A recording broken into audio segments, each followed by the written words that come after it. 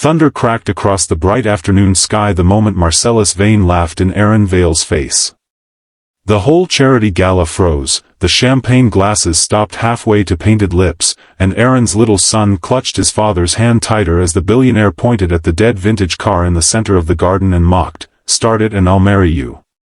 He meant it as a joke, a cruel performance for rich strangers, because to him Aaron was only a tired single dad in a worn shirt, standing where men like him were never supposed to stand. If you believe in kindness, second chances, and fathers who refuse to give up, like this video, comment your thoughts, share it with someone who needs hope, and subscribe to Single Dad Empire.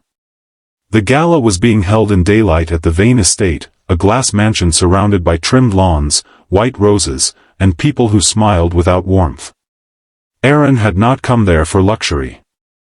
He had come because his 7-year-old son, Miko, needed a surgery that cost more than everything Aaron had earned in 3 years. The charity foundation had promised to hear his request, but when he arrived, the staff looked at his faded shoes, his nervous boy, and his old toolbox, and treated him like a mistake. Aaron had spent years fixing engines after his wife passed away, working double shifts, sleeping beside hospital chairs, and telling Miko that brave hearts could survive broken bodies. But that afternoon, his own heart felt close to breaking. The vintage car belonged to Marcellus's late mother, a rare silver roadster that had not started in 18 years. It was displayed like a museum piece, polished but lifeless. Rich guests circled it, laughing about how even the best mechanics in the country had failed. When Miko quietly said his dad could fix anything, the billionaire heard it. Marcellus turned with a smile sharp enough to cut glass. He asked Aaron if poverty came with imagination. The crowd chuckled. Then, wanting to humiliate him further, he made the cruel challenge in front of everyone. "Start it, and I'll marry you." The guests burst into laughter, but Aaron did not laugh. He looked at the car, then at his son's pale face, and something inside him became still. Aaron asked for permission to open the hood. The laughter faded into curiosity.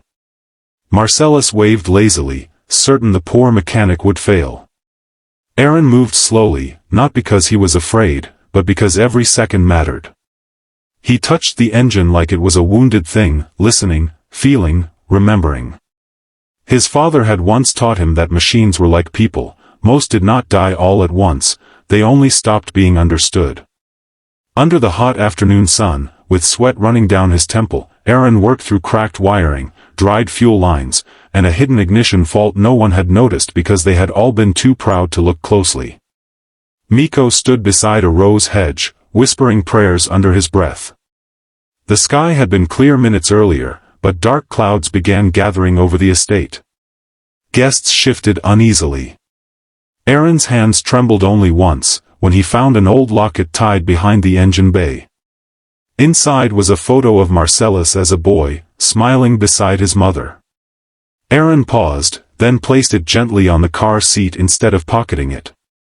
Marcellus saw the gesture, and for the first time that day, his smirk weakened. Then Aaron turned the key. The engine coughed once, failed, and the crowd laughed again. Marcellus leaned closer, ready to deliver one final insult. But Aaron adjusted the choke, pressed the pedal with steady patience, and turned the key again. This time the engine roared alive like a memory waking from a long grave. At that exact second, thunder shook the estate so violently that glasses rattled on silver trays. The laughter died. The silver car trembled with power, and Marcellus's face went pale. But the real shock was not the car. It was what happened to the billionaire afterward. Marcellus walked toward the driver's seat and saw the locket. His mother's picture stared back at him, young and gentle, the way he had not allowed himself to remember. His arrogance cracked in front of everyone. He asked Aaron how he had known. Aaron said he had not known anything except that something precious should never be treated like junk.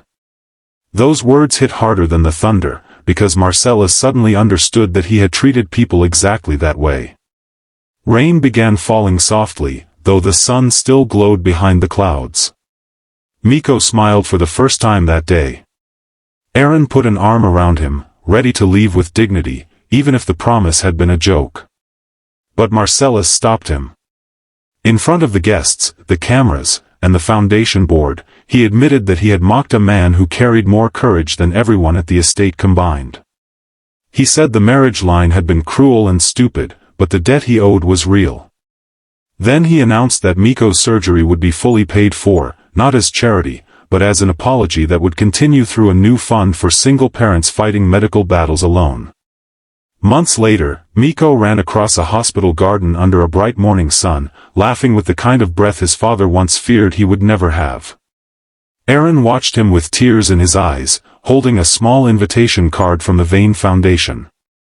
Marcellus had changed too. He still wore expensive suits, but he no longer used money as a wall.